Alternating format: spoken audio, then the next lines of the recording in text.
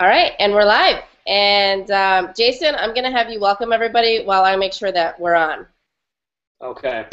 Hi, everybody. I am Jason Belmonte from the IAB, and we have a very special show today. We have some important guests with us. Well, at least one of them is important. The other one, I think, is really just a babysitter. You know, she's looking after him while they're doing their deal. So we'll get the most important one up in front and center. We have Shannon O'Keefe. Hi, Shannon. Hi.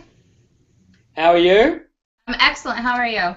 I'm very good. You have your husband next to you, who is your supporting role, Bryan O'Keefe. Hi, Bryan. Hi, Mr. Jason. How are you, buddy? Very good. You guys have some awesome news that you've already shared through the social media world. But okay, hold on. Why not announce it? Hold on. I need to just make sure that this is live. So you guys talk about anything but what we're going to talk about. Talk about the World Cup. Back to footy. I'm going to get some water. Good idea. Okay. Yeah, pretty much now, if they can just tie Portugal, they have a really, really good chance to move on. Yeah, I mean, yeah, well, Portugal now, they can't lose, so they're going to come out, you know, pretty aggressive. Yeah, I think they have 3 starters that are going to be out. 2 of them got hurt, and 1 for the red card will be suspended. But I mean, Yeah. U.S. I don't know if you watched the U.S. game, but guys were going down with torn hammies all over the place. Yeah, we lost a player too. I mean, Australia isn't quite a force to be reckoned with, but one of our better players actually lost the hamstring as well. I think just they're quite hot temperatures over there, so you know the boys aren't, you know, their muscles obviously aren't stretching so well. They seem to be snapping or tearing besides stretching, which is no good for anyone really. Yeah, really humid, I think. They said it was only like 77 degrees at the start of the kickoff, but yet it was like 80-some% humidity, which that's pretty bad. Yeah, okay, right, yeah. Enough World Cup talk. I have gotten clearance that we are live. Okay. And in action. And so everything that you say will and can be held against you. Okay. So be careful. So Jason already welcomed everybody. This is a really special show for us because we've never done one like this before. So first off, thank you all for attending and checking us out. We already have some viewers, and they're just going up and up and up. So if you're on, why don't you just hit us up on your social media and tell everybody that they should be watching too. This is The Circle Live with Bryan and Shannon O'Keefe. Yay! Hello. Hello. Okay, a little bit about Bryan and Shannon before we get into all these great questions that are already coming. Bryan just recently obtained his gold level coaching certificate, which is awesome. Congratulations.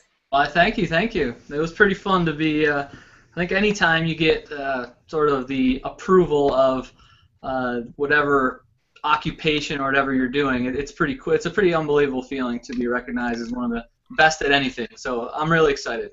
Yeah, so how many in the world are there? You know, I'm not exactly sure what the exact total is. I believe 26, 27, somewhere around there. We'll just say 3.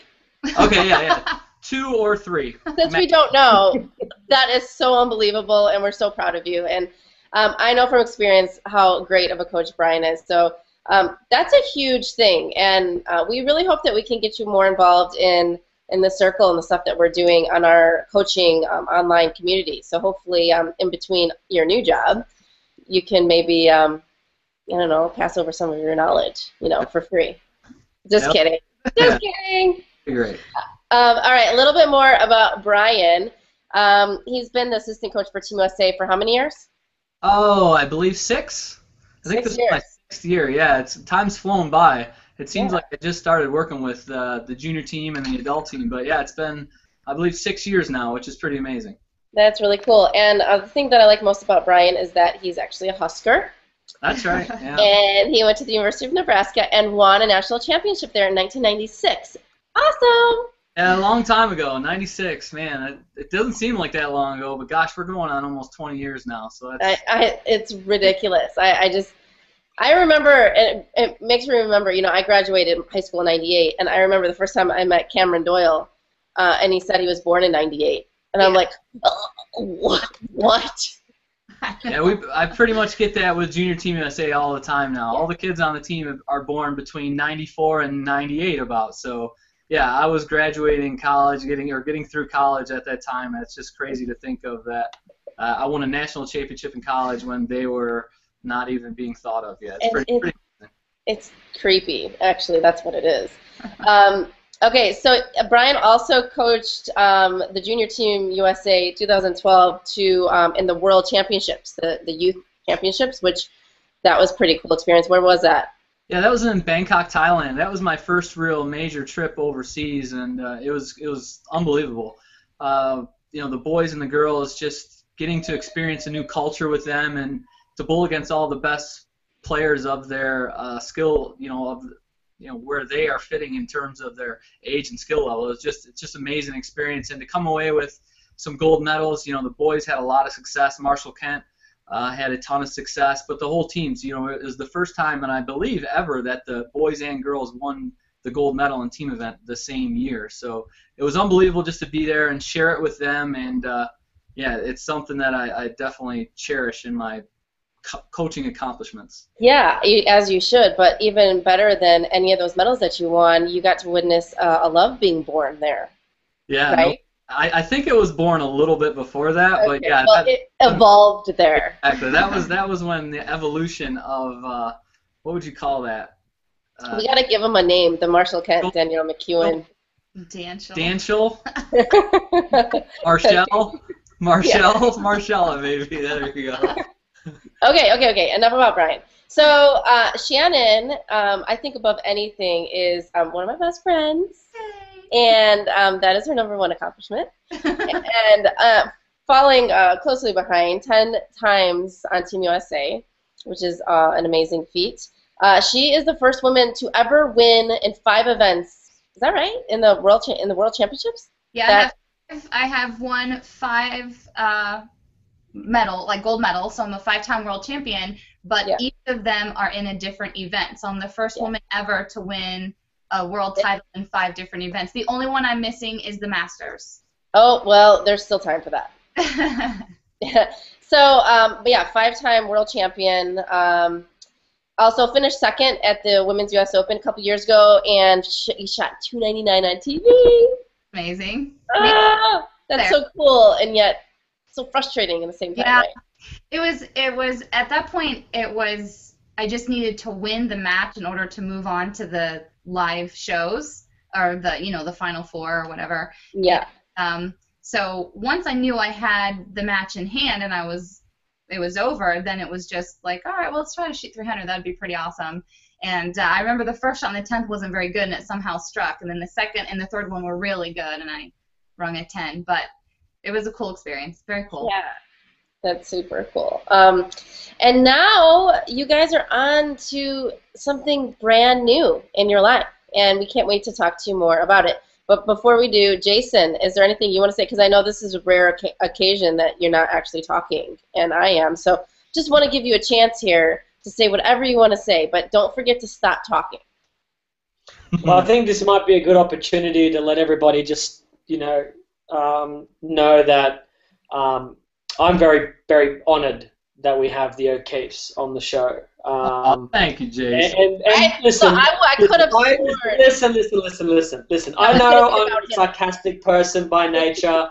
I know that I joke around a little bit, but I am bloody honest right now. I think Bryan O'Keefe, in my dealings with him, and we haven't really spoken a whole lot about bowling, but the small amount of times that we have, I've learned a lot, and I can really tell that this is a guy who gets it, who gets bowling, he gets balls, he gets lanes. He's kind of like he's like a whole package of a coach, and I really appreciate the fact that whenever I do get a chance to talk to Bryan, he's more than happy to sit down and have a bit of a chin wag and just enjoy each other's conversation. So I really appreciate that. And Shannon, in my opinion, in what I've seen from women around the world bowling, will go down as one of the all-time best female bowlers. Her statistics and her career achievements stand up for themselves, but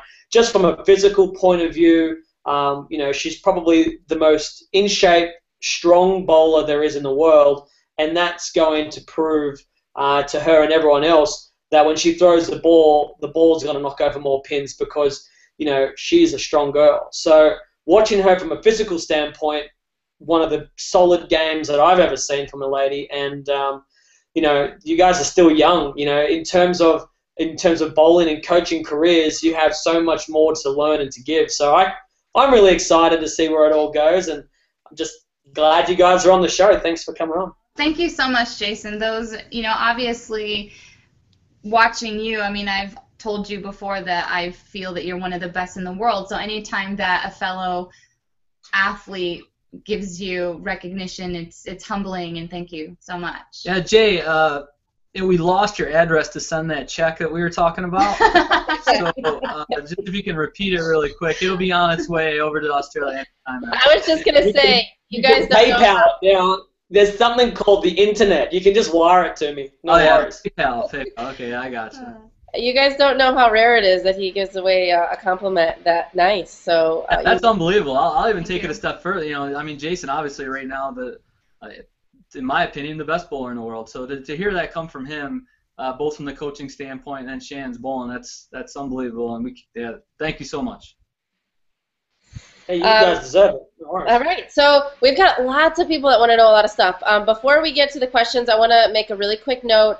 The Elite Youth Tour is going to Iowa on June 28th and 29th. So if you haven't signed up, there's still time to sign up. On the 28th, it's a Saturday, there's a double sweeper. And on the 29th, the tournament starts at 9 a.m. So sign up at eliteyouthtour.com. And, or you can email us if you have any questions. It's going to be on the pattern WTBA London, so be prepared. All right, so let's get into this. As soon as I announced this event on Google Hangouts or Google Plus, whatever they're calling it these days, I immediately got a bunch of questions. So I want to give you guys an opportunity, though, to talk about things that on your mind. This is a brand new adventure for you, and we'll get to a lot of questions, but what is it that you want people to know about, your new endeavor? You're going to, I think the school's in Illinois, but it's very close to St. Louis. It's McKendree University. And just talk a little bit about how this whole thing evolved and anything that you want anyone to know about this program. Well, how it all evolved, kind of like a whirlwind, I guess you could say. It was very quick. We actually got a phone call from the athletic director, Chuck, there at McKendree, asking if we would be interested in talking a little bit about coming down there. And he was really into the idea of having us both on board and, try and, just take the program to a new level. They've had success. They've had a lot of success, so that's one great thing about it as well. But just the fact that we were able to, hopefully bring just more, just the champion level of success was something that was really intriguing to him.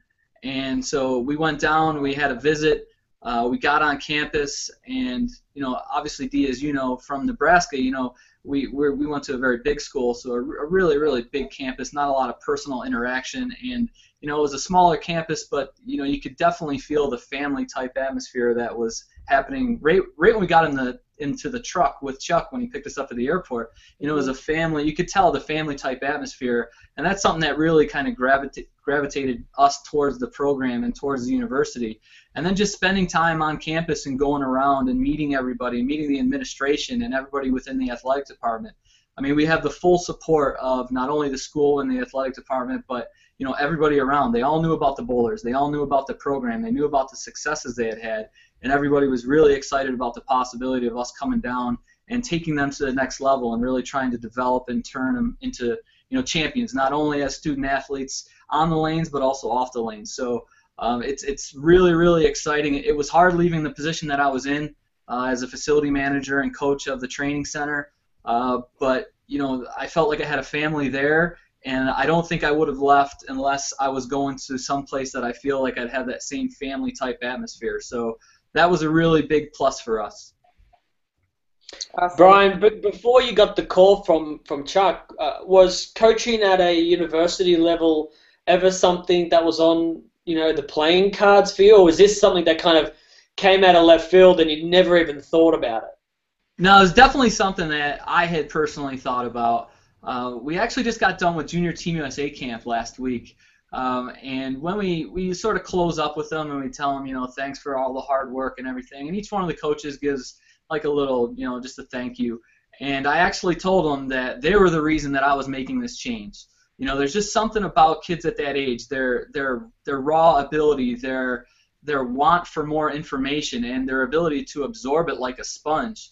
And really, I think my workings with the Junior Team USA program, seeing it on just a small scale, because we only get the Team USA kids for a week, and then we'll get to see them at tournaments.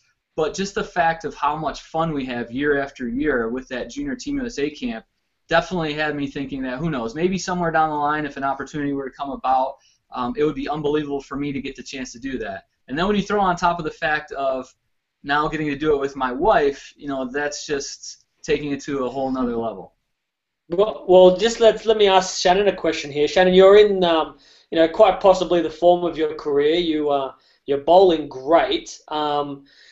Coaching / competing. The school is okay with you competing. How are you feeling about time management? And ultimately, if a event clashes with a Queens or a Ladies US Open, where does your commitment lie?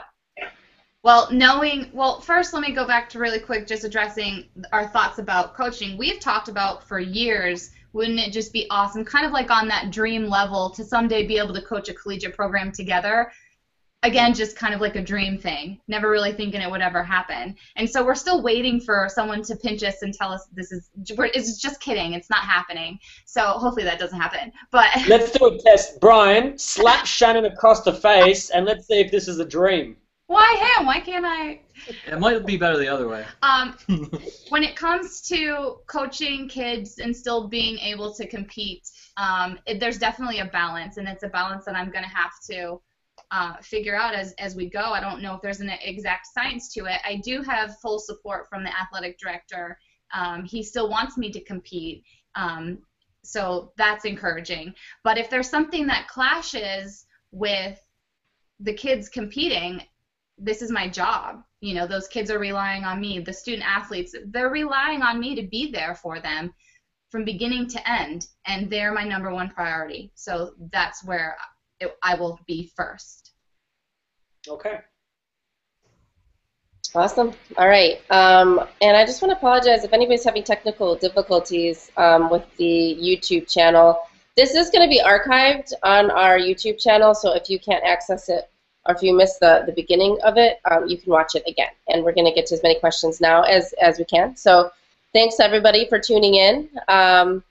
First one is from Frank Russell. What is the best avenue to take for high school bowlers to make it to collegiate bowlers? If I could go back to college, can I be on the team? Yeah, in terms of, by the name Frank, I would assume he is a male. So, yeah, with the male not being an NCAA level sport, there's no restriction in terms of age or anything like that. Like their clock doesn't start like it does inside the NCAA. So yeah, if I'd say probably the best way to go about getting found is really through junior tournaments, like the Junior Gold program, the Team Masters, all those different tournaments that really showcase the best high school or even some a little bit older student athletes that are out there. So, just getting yourself seen, and if that doesn't happen, if for whatever reason you can't make it to those events, sending videos to different coaches. I know that's a big part within the college industry of bowling, is that a lot of coaches will just get videos from different players that they want to take a look at. So, put together a video, send it off, just to be seen that way if you can't make it to those tournaments. Yeah, where are you guys going to go to recruit? Well, we are going to Junior Gold, and we're actually getting there early so we can go to the the Collegiate thing, right? Mm-hmm. Yeah, the Collegiate Expo. Yep. And then we're also going to be down here at the College Combine at the ITRC in Arlington, Texas. So we have a few trips this summer. Why don't you tell everybody a little bit more about what those are? Like, why would a high school bowler be interested in going there? Yeah, the Collegiate Expo, the TurboTech's great program that they run is a little bit different than what myself and the staff there at the ITRC used to do with the Collegiate Combine. I'll start with the Combine because I'm obviously very familiar with it. But the Combine is strictly skill evaluation, where we go through an application process. We bring kids in that get accepted into the program. We have a small, so we don't have a ton of lanes. So unfortunately it's stuck to a smaller group of participants. But we bring them in. We run them through all these different skill evaluation tests that we do with Team USA and Women's Team USA and Junior Team USA, and we've really developed different areas that we feel are best and will really take people to the next level, because we're trying to take the subjectivity out of it, and we're trying to take the opinions out of, if Shannon watches somebody bowl and says, man, that person's unbelievable, and then let's say Jason watches somebody bowl and says, well, I don't think that person's all that great. We're trying to take that opinion out of it and just come up with the raw data and the raw numbers. The science and the math really never lie. So that's really what we do at the Combine, where we invite college coaches to kind of watch the skill evaluation process happen.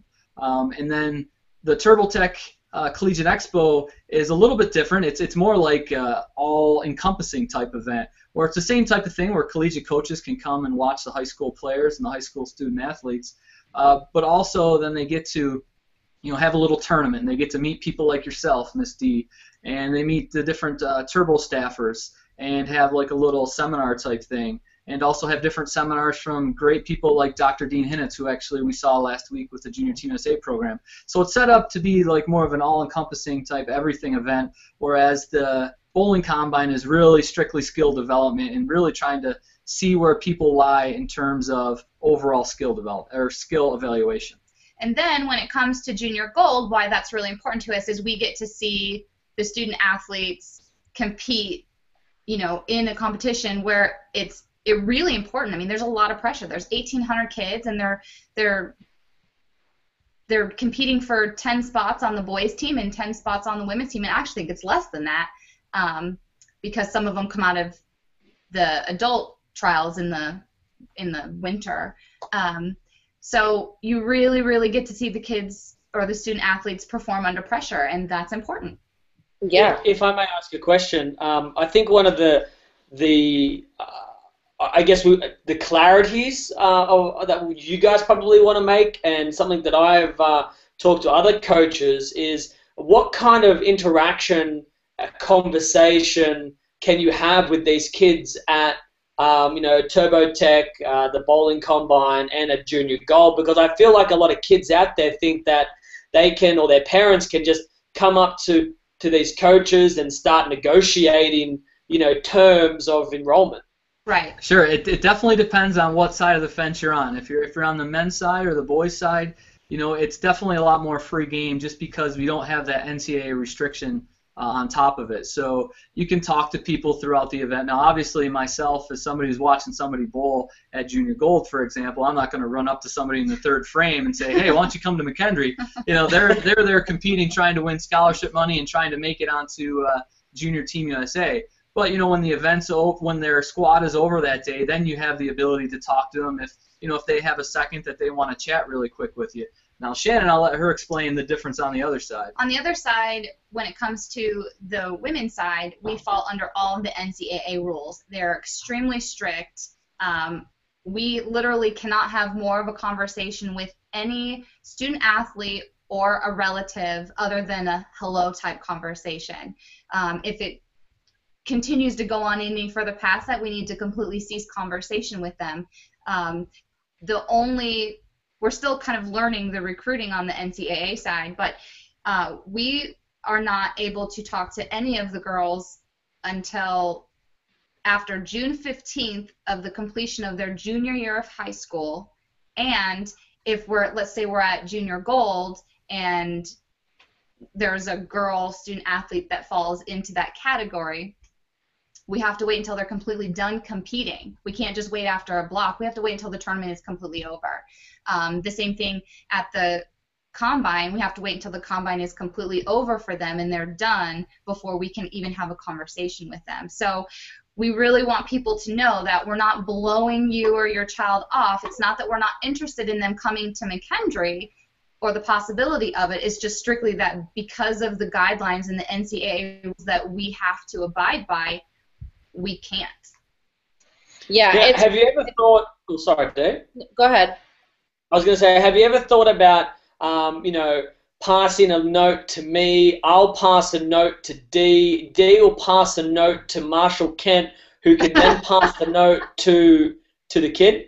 Yeah, it's funny you say that because We just read that. Yeah, we're in the middle of studying for the recruiting test that all NCAA recruiters have to take, and we're both going to take it, so we're both eligible to recruit. And that's one of the rules. They talk about, there's no third party passing a note to somebody else. So no, Mr. Jason. No. Okay, so no third party, but what about fifth or sixth party? Yeah, they didn't bring up fifth or sixth, but I'm going to assume that that's probably out as well. The biggest thing that I think we would suggest a student athlete or a relative that is interested in attending McKendree on the women's side to compete for us is to contact our administration office and to get the ball rolling in that direction. And then we just have to follow the proper guidelines and rules before we can talk to them. So. And, give people an example of what could happen to you if you messed up. If you talk to the wrong person at the wrong time. It's big trouble. It is. I'm pretty sure that, our program is suspended for a year, I think. We're not really exactly sure, but it's bad. It's bad, and it's something that we certainly don't want to do as incoming coaches when we're trying to develop a program. We certainly don't want to do anything that's going to jeopardize McKendree or the student athletes, and it wouldn't be fair to them. So we have to be very careful, and like I said, it may be misconstrued as us being rude or not interested, and that's certainly not the case. Yeah, well, and I know that when I went to the University of Nebraska, it was the first year that we were an NCAA sport, and all the rules that I was hearing about from the coaches blew my mind, because I sort of saw the program as a club, and then I saw it as an NCAA team, and it was completely different, and they had to be a lot more strict, and so it's really hard for coaches. People don't realize that you could want the sophomore in high school and more than anybody in the whole world, but you can't tell them. Right. Yeah, I think it's just really confusing, and I think it's becoming a little easier now that it's been around for a decade, almost 15 years now since NCAA adopted women's bowling as a sport, but it's getting a little bit better. People kind of understand a little bit more, but you still come across people all the time that just think like Jason said originally. It's fair game, sort of come up and start trying wheeling and dealing about getting their kid into the university. So yeah, it's definitely something we just have to be aware of so that we're not going against all the protocol within the NCAA. Yeah, definitely. Before we ask any more questions from the internet, I actually have a question. Did you just say the internet? Yeah, the internet. It's this really cool thing. We're actually using it right now. The internet's superhighway. I want to know, and I'm a little bit past my collegiate days, I'm afraid, but let's say I was a aspiring collegiate bowler, and I was looking to get drafted or poached or whatever. What do you guys call it when you sign? Recruited. That's the Poached. Recruit. Oh my gosh. That's probably not the best word. Now that's what they're going to call it. We're going to poach this kid. When you look for recruits, as through the ITRC, the Turbo Tech, and I think even the Kegel Training Center have their kind of deal on how to separate the kids from the boys and the men. But what are you looking for in these kids? And I'll ask you both separately, because are you looking for more high rev players, low rev players? Does it matter about their rev rates? Is it about repetition, mental game strengthness? Do they have to be a smart kid? Do they have to be polite? What are you guys looking for? Yes. Honestly, Jay, you hit the nail on the head right there. I think it's the all-encompassing. They don't have to fit into every one of those categories that you mentioned, but just looking for, we're going to recruit the best players in not only the country but the world. That's kind of our goal, is to turn this university, McKendree University, into a dynasty in terms of the collegiate bowling atmosphere. So, we're going to be recruiting the best, and along with that comes athleticism. It comes being a good student. It comes, probably more than likely a higher rev rate with today's modern game. having a good head on their shoulders. It's all the above, but it doesn't have to be all of them. Obviously, you find players with lower rev rates that can still get the job done. You find players that you may need to, develop a little bit more with the physical game. But yeah, we're going to be looking for the best, and hopefully with our backgrounds, mine a little bit more on the coaching side, Shannon with how to kind of handle all those situations. Hopefully we can attract the best players, like I said, not only in the United States but in the world. We're going to definitely be an international program and willing to bring in people who are looking to come to the States and study abroad and just once again try and become a better person, a smarter person, a more knowledgeable bowler. That's really what we're going to try and do. We're not just going to sort of bring in people and let them sit there and just bowl 4 years and then they're gone. Our goal is going to try and be to make them better than when they arrived, and every year get better and better. Not only better, but smarter. That's a big thing in my book. Nowadays you have to be a smart bowler, Jay. As well as anybody. Going back 7-8 years ago when you first came on the scene on the PBA, I'm sure you're 10 times smarter now just from having been through it and all the stuff you've learned, and obviously a better bowler because of it. So that's what hopefully with our experiences we can relay that to the student athletes and really just try and improve their overall game, but also from a mental and from a knowledge standpoint. And then just to add on that, I think one thing that's really unique is, we know how much McKendree felt like home to us and how we instantly felt like a family atmosphere there. So we're going to be looking for those athletes, those student athletes that are going to fit into our family. There can always be drama, but, we want to try to leave that to the side and really just make these student athletes the best that they can be and give them absolutely everything that we have and hopefully give them a great experience, and hopefully they will forever feel like they're part of the McKendree family, kind of like Bryan is as far as a Husker.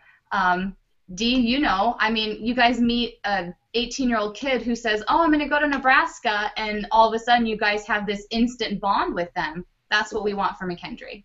Yeah, and I have a good feeling that you guys will not have any trouble attracting some of the best bowlers in the world to your program, and I'm excited to see it develop. And it's already good, but it's just going to be it's just going to be Bryce says all the time, the cupboards, we're not walking into a brand new program. The cupboards are not bare by any means, and we already have a lot of great talent there to work with and help develop and teach them everything we can before, their time is done at McKendree. And then from there, it's just, continuing to replace those student athletes and just keep getting better and better. Yeah, totally. All right, let's hit the internet for another question. The interweb.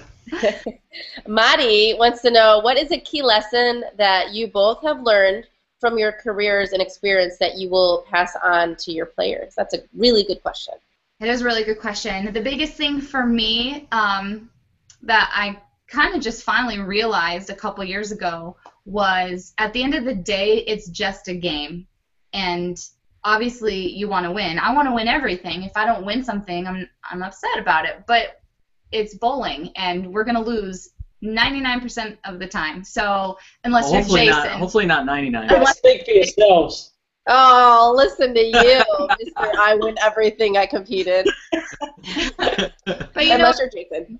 You know what I mean. But yeah, I think the best quote on that subject that I can remember was, I believe it was a Brian Voss quote, and he said, I've won 23 or 24 times. I'm not sure when he said it, at what point in his career, but he said, I've won 24 times and I've played over 600 events. That means I've lost over 580 times. Right.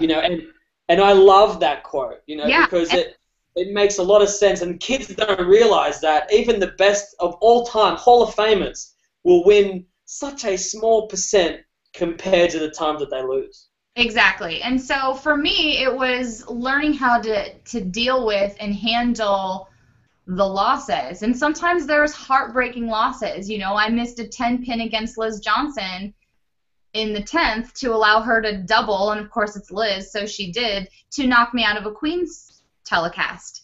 And I could have still battled my way back through the losers bracket, and I mentally checked out because I was so upset and so embarrassed that I had made that mistake to not make the show that I lost really, really, really easily the next round. So the biggest thing that I would really like to teach them is that at the end of the day, it's just a game, and it's something that we are blessed to be able to do at the level that we want to do it at.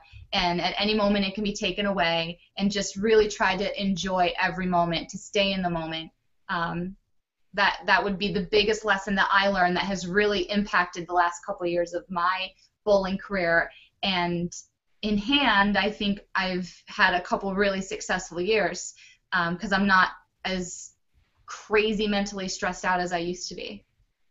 Yeah, and I can definitely tell that you guys will just teach them how to win, graciously and lose graciously, because that's equally important, is how you are as a winner and how you are as a loser. And I know both of you will instill that in everyone. Yes. For sure. I would say my answer would be just on the, on the knowledge front. Over these last 6 years of working in the ITRC with the head coach Rod Ross and Miss Kim Terrell-Kearney, just being able to be the smartest player you can be. In today's modern game of bowling, you're learning something every single time you step foot on the lane. So to be able to just always be open-minded that you don't know everything. A lot of 16, 17, 18-year-olds sort of feel like, hey, I got everything under control. I know everything about everything. But being open enough with yourself to know that there's always somebody out there who knows just a little bit more about a specific subject. And that's your Jason. Yeah. No, there's always a bigger fish. There is always someone or something that does whatever you do better. Yeah, well, who is it, Jason? Well, I haven't found the guy yet, but he's out there. Hopefully, I have to deal with all the time, you guys. Hopefully we find him at McKendree first. Yeah. Yeah, exactly. All right, another I'll question. help you find him, all right?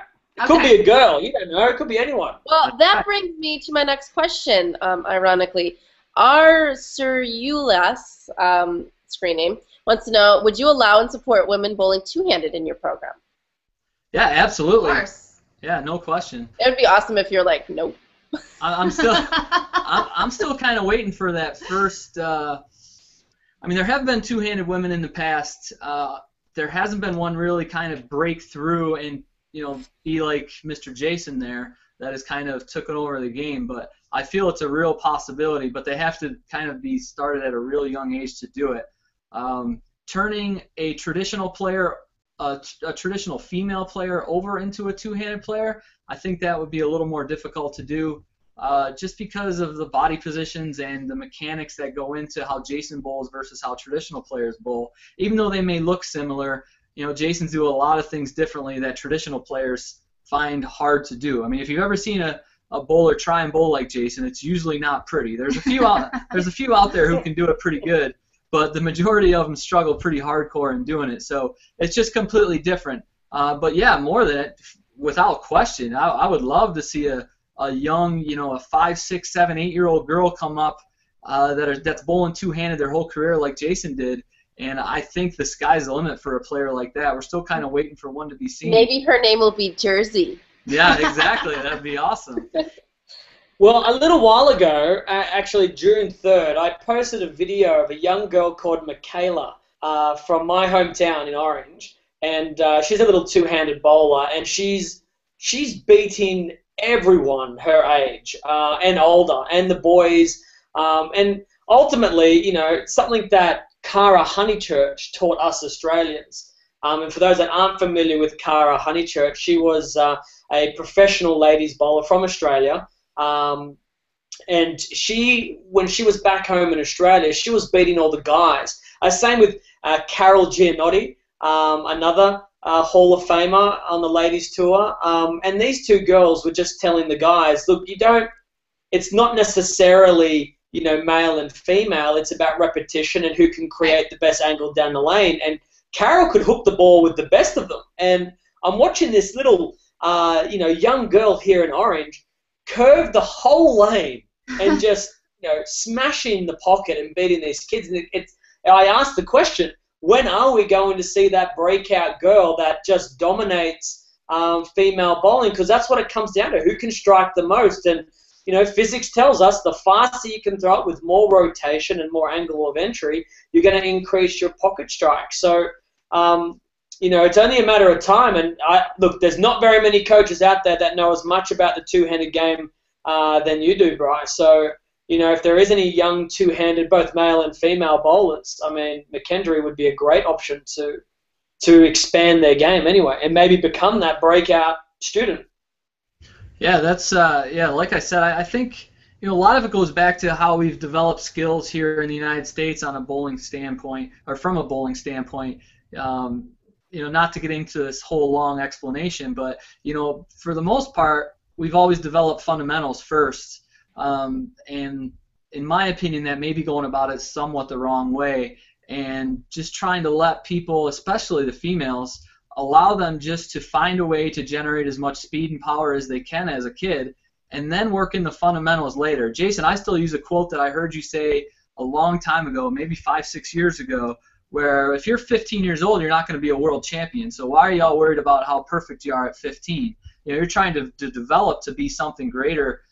When you get to be, you know, you get the age where you can start to be considered the best players in the world. So I think maybe as a whole, the sport of bowling, at least in the States, I'm not familiar with how a lot of other countries do it, but you know, hopefully it's something that, in my opinion, it would be better suited if at a younger age we worry a little bit less about fundamentals and we just really let them go to town and try and generate that speed and power, because there's been a lot of studies out there that have shown that if you don't develop speed and power at certain ages and certain development times in life, that you really can never do it once you get to be older. So if you don't develop it in your adolescent years, you're kind of stuck with whatever speed and power ratio you can develop. And you can always, you know, work in the fundamentals. You know, I've as a player, I got a chance to bowl with Tommy Jones and Sean Rash and even yourself, Jason, when you're an amateur. And no offense, but you weren't nearly quite as precise and didn't have the precision that you do now, but you had that speed and power. And then over time, you just learn to develop how to sort of rein in that power, and that's when the sky's really the limit. So maybe there'll be a sort of changing of the guard in how we coach things, and we coach little, you know, the youth players around this country because of it. I think that's a really great tip for parents and for you know, those who are, you know, other coaches to that matter, you know, who are dealing with younger children and whatnot, is, you know, there are certain things, like you said, bro, you can't teach them to a kid. I mean, I get asked all the time with little, you know, 5, 6, 7-year-old boys and girls. They're like, you know, where should his feet be, and you know, what about his balance? And I'm like, okay, well listen, the kid next week is going to be an inch taller, and then the week after that he's going to be another inch taller, and everything that we're going to learn now is going to change. Let's let him bowl. Right. Let him do what he does, and then once we see that their growth has stopped and now he's starting to mature, then you can kind of start to, you know, paste on the fundamentals, paste on the better, you know, kind of the traditional, you know, textbook stuff, and you mold it to quite a complicated game. And that's kind of how I think I explained it to a lot of parents about me, is if you watch video of me as a little kid to how I am now, I stood at the back of the approach. I ran as fast as I could forward. My head was going everywhere. I looked like an octopus bowling. And then all of a sudden, you know, I let the ball go and I created power and revs. And then it wasn't until my later teens that I smoothed that out and I, you know, kind of corrected a few of those things. But I believe your train of thought there, Bri, is the way of the future, is let players develop their own natural ability and then paste on the fundamentals thereafter, and then you can teach them anything. Yeah. Yeah, I always like to relate it to a different sport. I'm a huge golf fan, so I relate a lot of stuff to golf. And it would be like saying, you know, trying to turn a player who hits the ball 275 yards off the tee to just magically wake up one day and say, well, I want you to hit it as far as Tiger Woods. You know, it's not going to happen once they get to be 21, 22 years old, because they didn't learn how to create that feeling within their body at a younger age. You know, you can go all the way back into Walter Ray Williams Jr., you know, as he started to get up there in age, you don't think he was trying to generate more power and more speed, but it's something he had done for so long, he never learned it at a young age, and he's kind of stuck in the mold. Now, granted, we're talking about arguably the best player of all time. He had his fair share of success, possibly the best ever. But when he got older, he was looking for that extra speed and power, and it's something that you're just not going to create. It's been kind of proven over and over again. So I'm glad that you teach that way, Jason, because I think that really is, like you said, you're not going to be a world champion at 10. So why do we care about how pretty they look? Just let them have fun, get there, develop that speed, develop that power, and then take it from there once they get past those growth spurts and those adolescent years. Couldn't agree more with you and myself. I agree with us. Yeah, this is a really great discussion. I'm glad that we got into that. The next question is going to be a really quick answer. Tammy wants to know one mental tip that you would give to bowlers to help their game. I would say my first one, I take this from our Team USA Dr. Dean, and he talks about always staying present and always being in the moment.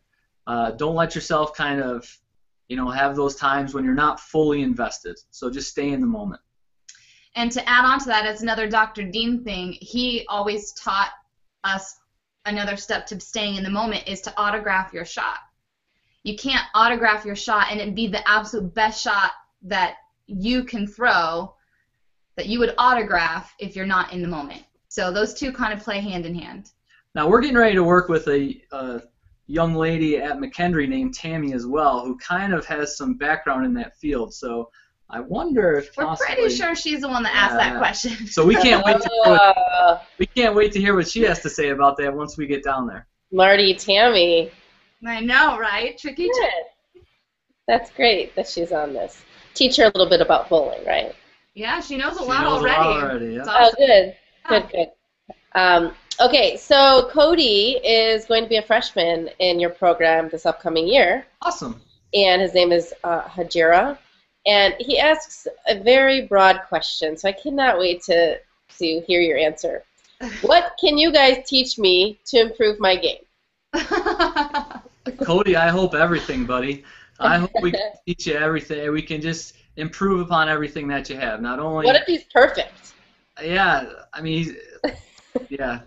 It's hard to answer that question when you've never seen him bowl, but I bet he's super excited to bowl for you guys. Sure. Hopefully we can help him physically. What we try and do, we don't try and reinvent new players and try and reinvent new bowlers. Everybody has their own signature on how they bowl. But what we want to try and do is find the biggest, if you want to call them, items of concern. Find the areas that create those bad shots.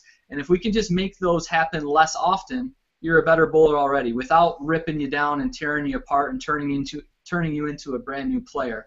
We just want to find the areas that we need to help you get a little bit better. And then hopefully the sky's the limit. Now that's on the physical standpoint. On the physical side. I was going to say when it comes to the knowledge side of things, Bryan's been my coach for the last 15 years, and I would not be the player I am today without him. And a lot of it obviously is on the physical side, and the things that he points out, I don't even know how he sees it. So it's pretty unbelievable. So I feel like these student athletes are really lucky to have him because I feel really lucky to have him. But the other thing is the knowledge side as far as ball motion. When you see a ball, is it going too long or is it burning up? There's a distinct thing there that sometimes as a student athlete or athletes ourselves, we can't see unless we have another set of eyes behind us. And so part of what we would like to do is to help them make smarter moves quicker. Yeah, that's great. Maybe I'll stop down there too, and you guys can coach me. Come on. Drew says, as a person that has only started back bowling last year because of there being a style called two-handed, I've made a lot of progress in just 1 year, but he's really struggling with targeting, and he wants to know if you guys have any tips. He says, when I look at the arrows, I always throw it out too far, too early, and when I look down the lane, I throw it across my body. Instead of hitting 15, he'd hit like 427, and I'd say that's a pretty big miss. So what could he do? Maybe try closing your eyes so you're just relying on feel. No, I'm just kidding. Yeah. Not a bad idea. Yeah, I was going to say, we do. I think if you're missing your target by that much, it probably has more to do with just your targeting method. There's probably something that's happening within the swing and the direction of your swing that's causing you to struggle to hit your target on a consistent basis. There's lots of players in today's game who don't really look at anything. They may look at the shape of the bowling ball. So it's not necessarily about just picking out one specific board and trying to hit it. All those players, and like I said, I know of a lot of them that are more feel bowlers and are more shape players as opposed to just strictly a target-oriented and specific target type of player. So if you're really struggling to repeat shots time after time by a pretty drastic margin, I think there's probably something going on, like I said, whether it be swing direction or whether it be timing related or whether it be tempo or something's going on that's causing that issue. You're seeing the effects by not being able to hit your target, but the cause is actually happening before that. Yeah, Jace, when you miss your target by that much, what's your problem? I don't miss, so that's an irrelevant question. He doesn't miss. If I was to miss my target, which honestly I miss a lot of the times, Brian's exactly right. For me, I always feel like it's because of what has happened generally in either one of the first 3 steps, that I've taken, and it's all to do with where your steps are in relation to where the ball is. If the ball was a little earlier, a little later than the previous shot, well, obviously, when you get to the finish line, the ball in relation to your feet is now in a different position. So that's going to change your launch angle. It's going to change a lot of things, speed, leverage. So it's one of those things where bowling, we kind of forget that it's a repetition sport, and we are so result-focused in bowling. It's just a matter about getting strikes and spares. That's what we all focus on, and yet what we really should be focusing on is the repetition of the sport and repetition of the approach. Because once you and we can go back to Walter, it's as unusual a game as any one-handed player out there, and yet he has created the ability to repeat that, in which allows him to execute the exact same shot. So now his adjustments can be trusted. He can trust his ball motion because he knows that from a repetition point of view, it was a good shot. Now, players that I meet that miss left and miss right, sometimes they're thinking, have the lanes changed? Maybe that one hooked too much, or maybe they're getting a little tighter down lane. I'm going to make a move, and then they throw a good shot compared to the one that they've just adjusted from, and then the opposite reaction will occur, and now they're very confused because they don't know what's going on. So, if someone's missing their target like Cody is, considerable amounts, and depending on where his eyes are, he's missing them left, he's missing them right, he's missing them fast, or whatever it is.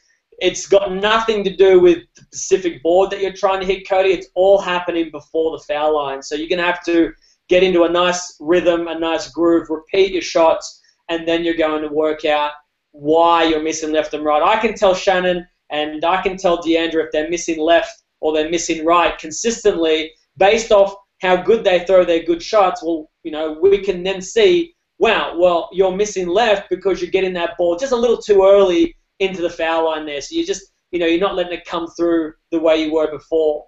I can't tell you that, Cody, because I don't know what your good shots are going to be. So you're going to have to, I guess, smooth that out.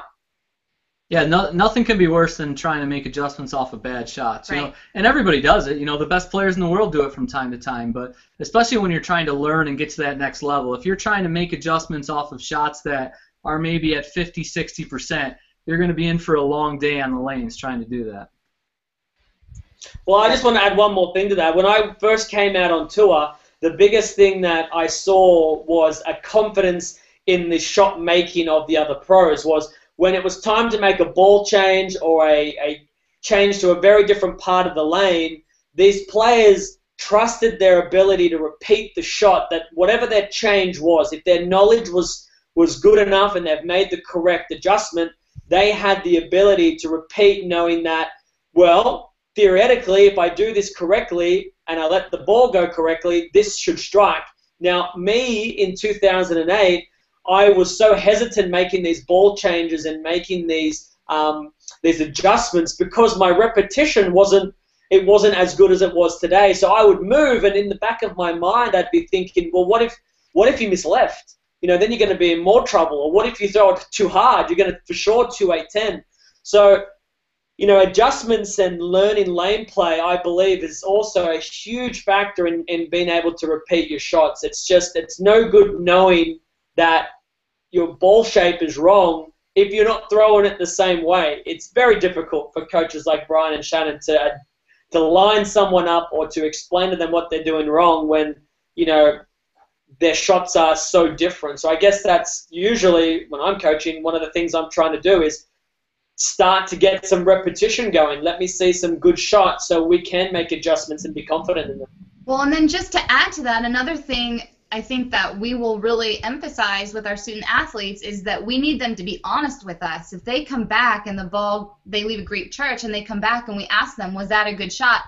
And they say yes, but it wasn't, then that's not helpful to the rest of the team either, because then we may be having the student athletes on the team make adjustments off of someone's bad shot, but they were too embarrassed to admit that they threw it bad. So there's a lot that comes into that.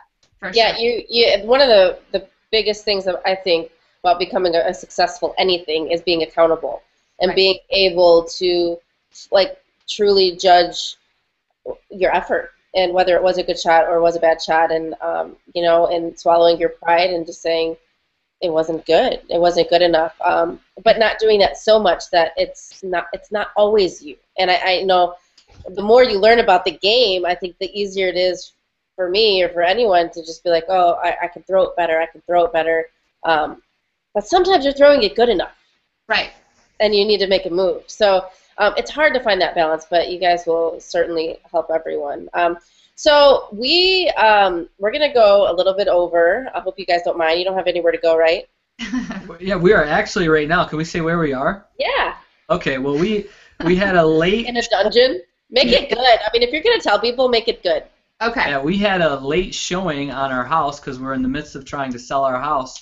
So we have unbelievable friends, Tennille Milligan, U.S. Open winner, 2-time major winner. Her and her husband, Jason, and their daughter, Abby, allowed us to come over to the house with our crazy dogs that we have. And we are now in Miss Abigail's bedroom. So we are just sitting on her bed sort of hanging out with all Abby's toys. So we want to thank them for letting us sort of crash at their house for a little bit tonight. That's awesome. We're just going to have a couple more questions. And there are a lot. We obviously can't get to them all. I'm trying to get a really good balance. Thank you if you've submitted a question, and I'm sorry if we couldn't get to it.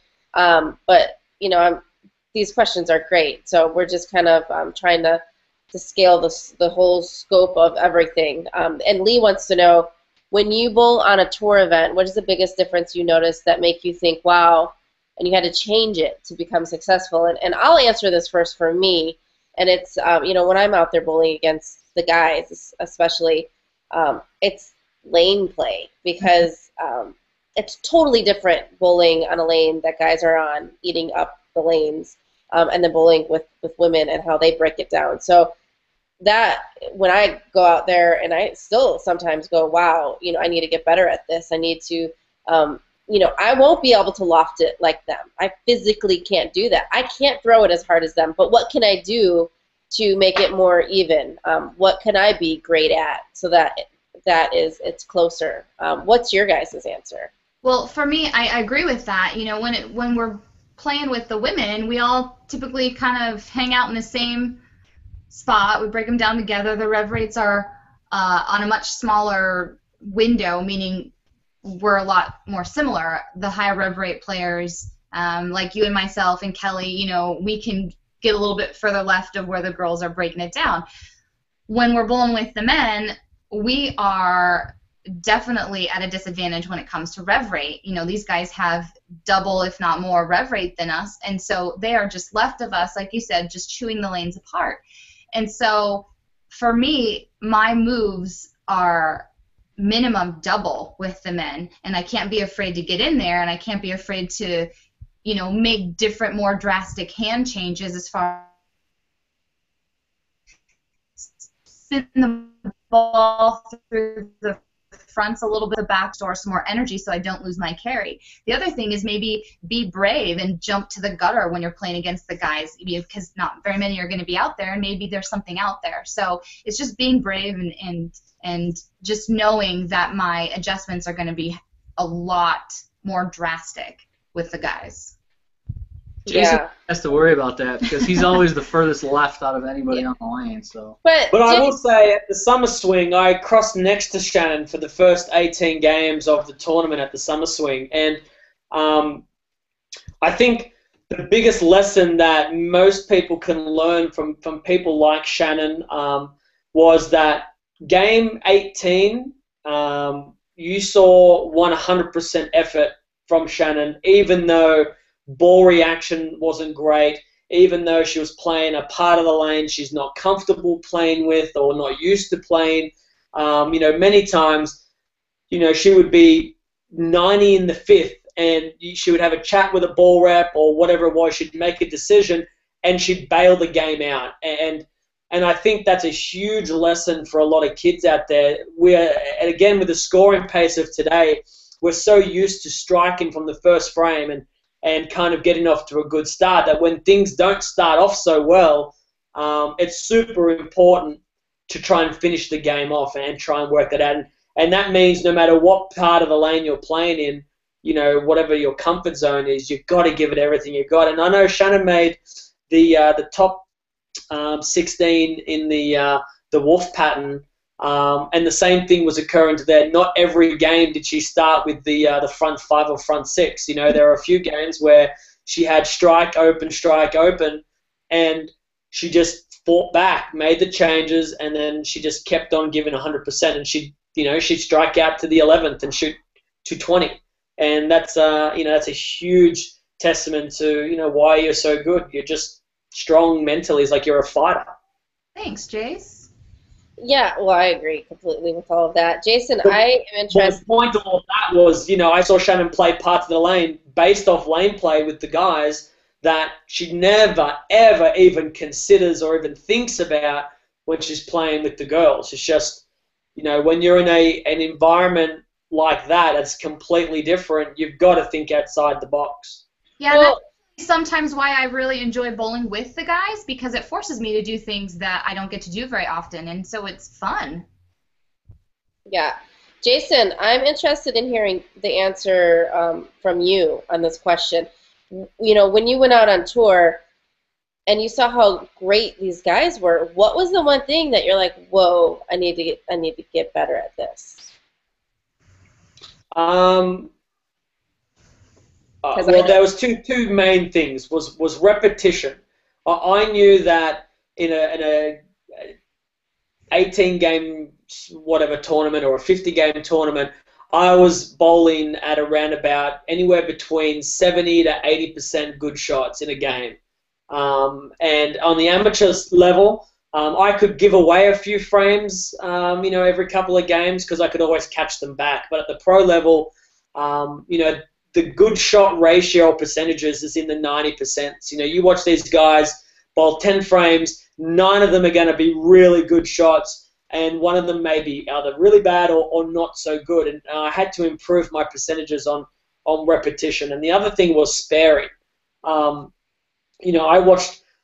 missed a lot of opportunities early in my career, and you can say it was, even if I had to strike in the 10th to make the TV show and missed it, I think that wasn't the reason that I missed those TV shows. I can go back and look at 10 single pin misses for the tournament and, 5 chopped spares, and I'm watching Norm Duke and Pete Weber just not do that.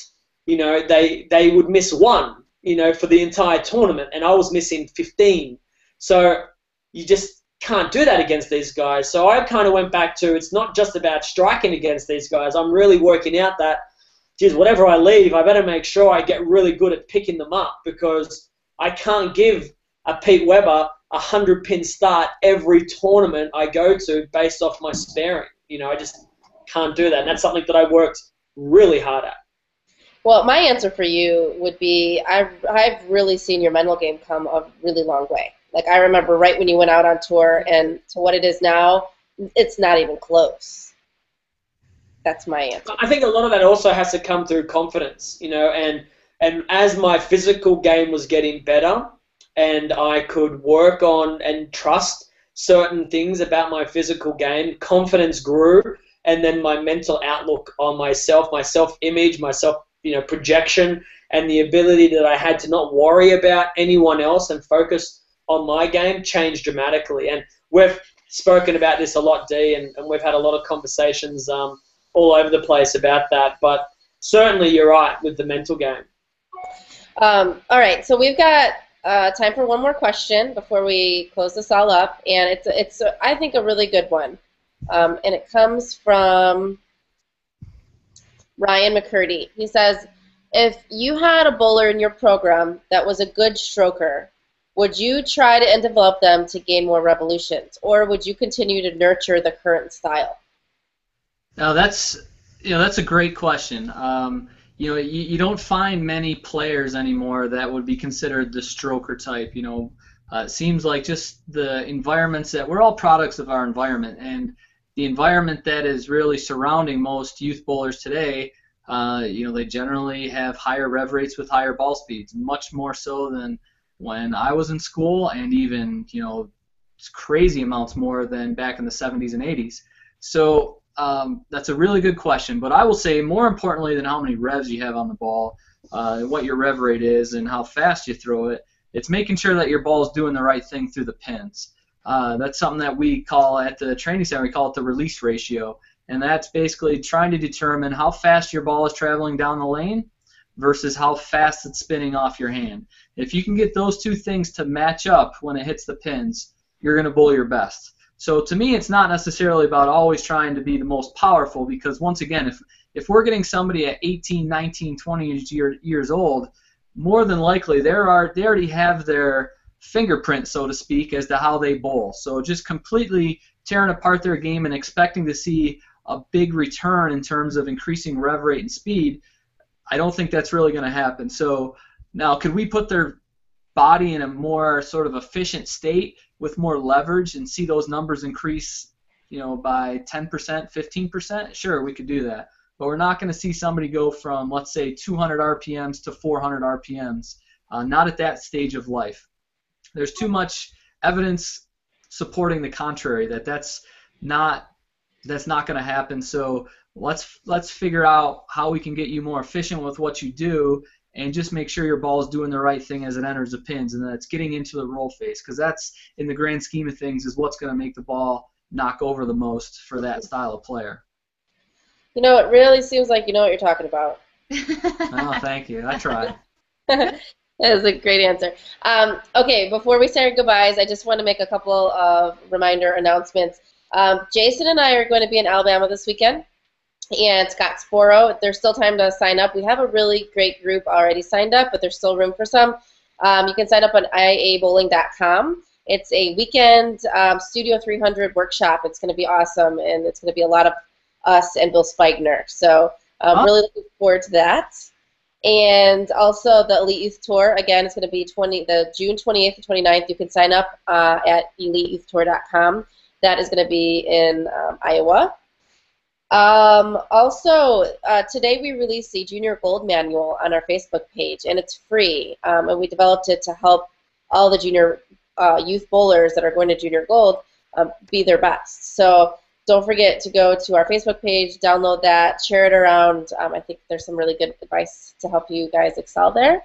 And with that, I want to thank everybody for tuning in to the Circle Live show, and especially Shannon and Bryan. It's been awesome. I really hope that we can maybe do this again from a coaching perspective, not so much based around what you guys are doing next, but just have you on as guests to our Circle show, because for those that are watching, this is something that happens regularly in the Circle, our online community, every month. We have a special guest.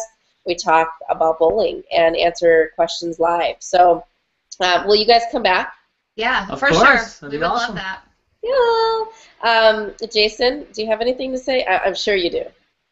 Yeah, I have two things to say. Bri, I don't know if you're going to have an opportunity to watch it because now you're not at your place, but the New South Wales versus Queensland State of Origin Rugby League match is on my time tomorrow night at 8 p.m. in Sydney. Okay. So if you get an opportunity, for everyone at home, I made Bryan buy the sports package so I could wake up early in the morning to watch my rugby match. Wait a second. When I stayed at his house. You forced me to get up too, not just say so you could wake up. You made me get up and watch it.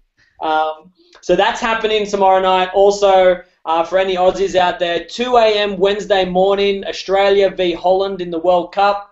I will be up juggling my ball, just singular, juggling my soccer ball, watching the Aussies play the Dutch in the Soccer World Cup. On a more serious note, thank you, Bryan and Shannon, for joining us. Thanks, Dee, for hosting once again, and thank you, everyone.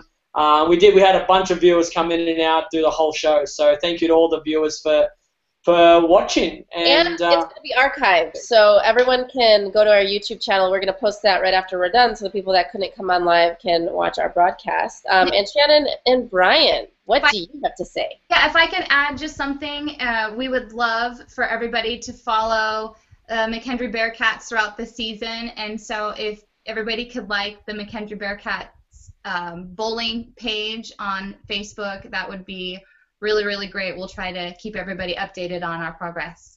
Yeah, and why don't you post that again on your fan page, and that way it's easy for people to go and find. So everybody go to Shannon's fan page. Yes, my fan page as well, Shannon O'Keefe Bowling. That'd be helpful. Bryan, do you have a fan page?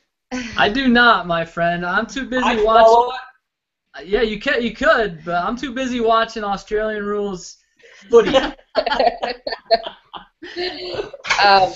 Really, thanks again, guys. Is there anything else that you want to say about your program or what you're looking forward to most, or anything about this big move? This is a big life move for you guys.